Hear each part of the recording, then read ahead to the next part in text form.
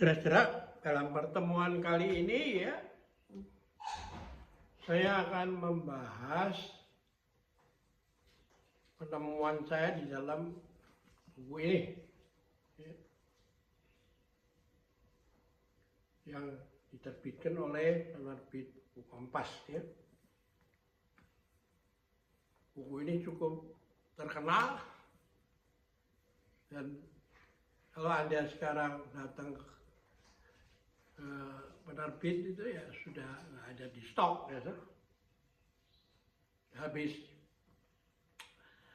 Nah, temanya apa? Ya, di dalam buku ini saya mengutip pendapat Profesor Tuwiming yang mengatakan sejak zaman Yao, Raja Yao yang hidup tahun, nah ini penting, 2250, kira-kira tahun sebelum Masehi. Ya. Konfusius itu 500 tahun sebelum Masehi. Jadi ada rentang waktu sekitar 1500 tahun lebih. Dia menjelaskan bahwa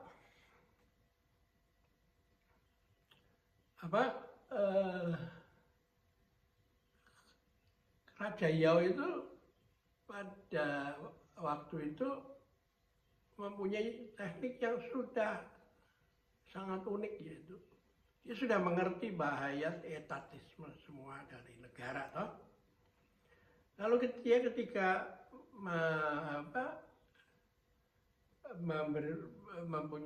merencanakan ketahanan pangan, kecukupan pangan bagi rakyatnya, dia bukan memproduksi dan memberikan pada rakyatnya beras, tapi dia mengajar rakyat itu untuk menanam padi, ya, menanam benih, bukan padi, ya, dari benih dulu. Lalu karena dengan demikian dia bisa memperbanyak untuk kepentingannya sendiri, kan? Nah, setelah itu terjadi dan sukses, lalu rakyatnya mulai nampak, aduh ini payah ini. Ketika perutnya kenyang dan badannya dibalut kain yang hangat, maka sifat asli atau seperti binatang itu mulai muncul. Dia menjadi malas. Bagaimana ini? Orang sudah disuruh apapun, udah malas, susah. Ada semangat kerja. Karena itu disebut harus dididik, dimengerti. Nah, caranya bagaimana?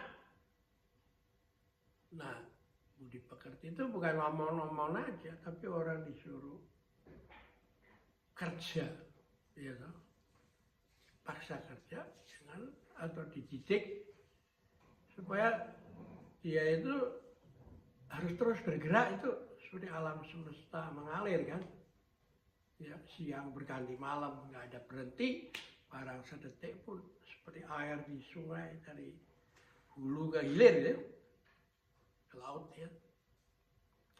Nah, karena itu ada latihan yang namanya jalan kaki, itu, ya, jalan aja disuruh, ya.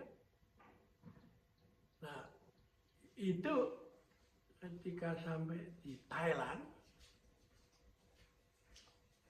ketika ketemu Buddhism yang ada di Thailand, itu dikembangkan lebih luas lagi, yaitu Anda melihat tudong itu tuh, pada setiap hari raya Waisak itu sekelompok biksu itu jalan kaki dari Thailand menuju Borobudur itu. Nah, di sini terjadi pertemuan antara Buddhism sama Lao Tzu itu. Karena Lao Tzu mengatakan perjalanan ribuan li dimulai dengan langkah pertama atau setiap hari satu langkah meskipun perjalanan masih ribuan li.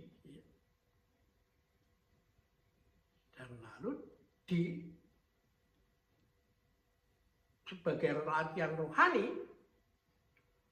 maka dikatakan dia harus berbuat baik loh ya. Setiap hari juga, meskipun banyak rintangan, meskipun banyak halangan. Nah, dua pertemuan ini membuat orang-orang yang belajar silat di Butang maupun di Shaolin itu setiap waktu tertentu dia malah disuruh turun gunung dengan mengatakan kalau yang mau cari dharma jangan aja di kuil sini aja, di dunia masih lebih banyak dalam kehidupan sehari-hari bisa menemukan dharma lebih banyak lagi. Nah, karena itulah terjadi tradisi turun gunung, ya. Dan untuk waktu tertentu setelah itu dia kembali ke kuil untuk mendiskusikan dengan gurunya. Jadi konsep belusuan itu sudah ada semenjak dulu itu. Nah, di Jepang juga pelatihan biksu, kalau saya lihat juga seperti begitu. Suruh jalan terus ya, waktu tertentu. Cuman tidak spektakuler seperti Thailand. Paling hanya desa ke desa atau kuil sini ke kuil situ, ya kan? Kalau di apa karena caranya ya begitulah konsepnya orang Jepang kan. Ya lebih mengarah kepada yang lain. Nah, caranya orang Jepang itu adalah unik. Karena selalu dia membuat itu setelah bertemu dengan Musashi ya. Lalu dibuat suatu metode bagaimana dengan Kaizen itu. Detik ini lebih baik dari detik kemarin, lalu, dan detik besok lebih baik dari detik ini. Nah, itulah yang dipakai untuk melatih dengan membersihkan kebun, membersihkan ruangan, apa segala macam. Sehingga kuil itu selalu terjaga apik, itu rapi. Karena konsep itu. Nah, ketika masuk dalam skala industri, maka diterapkan dalam memanage perusahaan dengan memutar roda PDCA. P itu plan, D itu plan, PDCA. Plan, do, check, dan dievaluasi, ya, lalu bikin plan lagi, plan, do, check, plan, do, check, action terus, ya, evaluation, ya kan?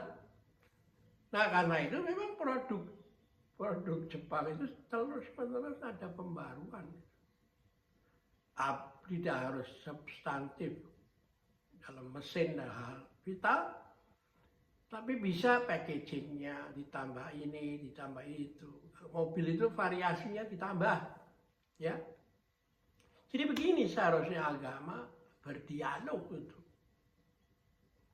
Satu sama lain dengan peradaban itu, sehingga antara peradaban dengan agama itu terjadi kait-mengkait itu. Ya.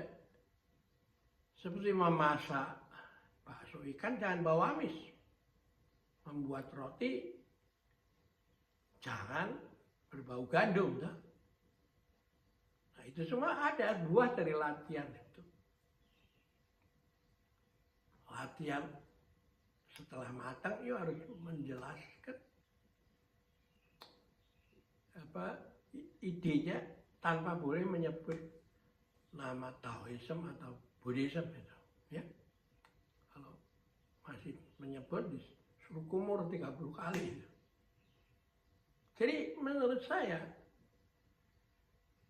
sudah lebih dari ini terjadi diawali kira-kira 600 tahun sesudah Masehi itu. Nah kalau di tarik ke sekarang itu sudah terjadi pemikiran itu sebab 600 tambah 400 ditambah 25 lagi kan 2024 sekarang. Jadi sudah hampir 500 tahun tradisi itu dipakai untuk membangun masyarakat ya. Itulah nanti kita lanjutkan dalam sesi berikutnya ya. Sampai jumpa lagi.